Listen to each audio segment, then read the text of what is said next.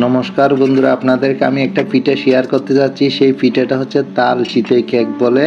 এই পিঠাটা বানানো একদম সহজ। আমাদের সাথে থাকবেন, দেখলে আপনারাও বানিয়ে খেতে পারবেন। একদম বানানো সহজ। পিঠাটা একদম যেভাবে বানানো সহজ সেভাবে খেতেও দারুণ টেস্ট। আমি এখন উপকরণে চলে যাচ্ছি।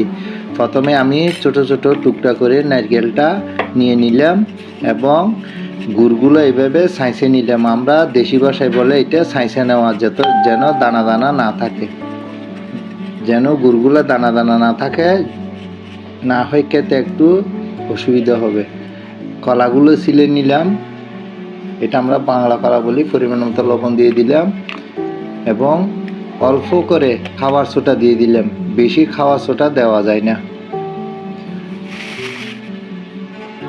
চাউলের গুঁড়া দিয়ে দিলাম,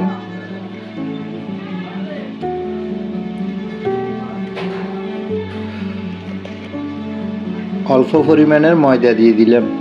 বন্ধুরা, এখানে ময়দা একটু মিক্স করে নিতে হবে। এখন সমস্ত উপকরণগুলো আমরা মিক্স করে নেব। তালের রসগুলো দিয়ে দিলাম, পরিমাণ মতো তালের রস দিয়ে দিলাম। বেশি দিলে তিতা হবে, তাই খাওয়া স্বাদ লাগবে না, সেই জন্য পরিমাণ মতো তালের রস দিয়ে দিলাম। এখন সমস্ত উপকরণগুলো আমরা মেখে নেব। একটু জল দিয়ে দিলাম, জল দিয়ে মেখে নেব। 10 থেকে 15 মিনিট মেখে রেস্ট দিতে হবে। আমরা বলি খাই, এটা হচ্ছে পিঠার খাইটা মেখে নিতে হবে, যাতে কোনো জায়গায় দানা দানা না থাকে। এখন আমাদের রেস্ট শেষ। এখন একটা কড়াইতে পরিমাণ মতো তেল দিয়ে দিলাম। তেলটা একটু নেড়ে চেড়ে নিলাম।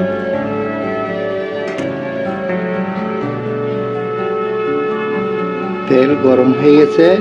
পিঠার খাইটা আমরা একভাবে একসাথে দিয়ে দিলাম। সমস্ত খাইগুলো আমরা এইভাবে একসাথে দিয়ে দিলাম। সুন্দর করে একটু সাইজ করে দিলাম।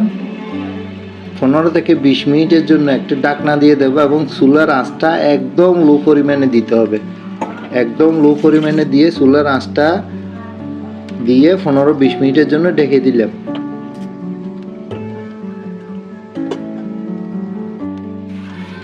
15-20 মিনিট শেষ হয়ে গেছে। এখন আমরা পিঠাটা উল্টেই দিতে হবে।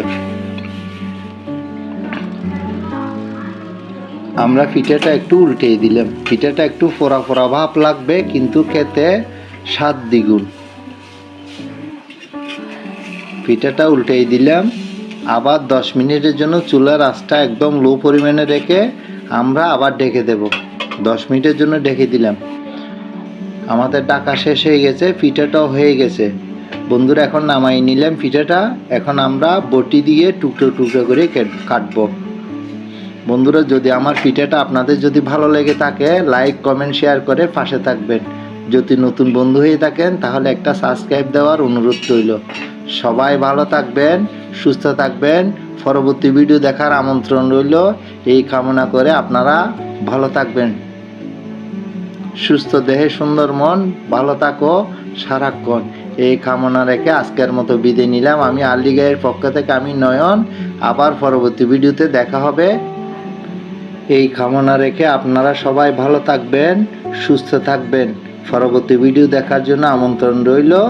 সবাইকে অফুরন্ত ভালোবাসা দিয়ে বিদায় নিলাম। Tata, bye bye.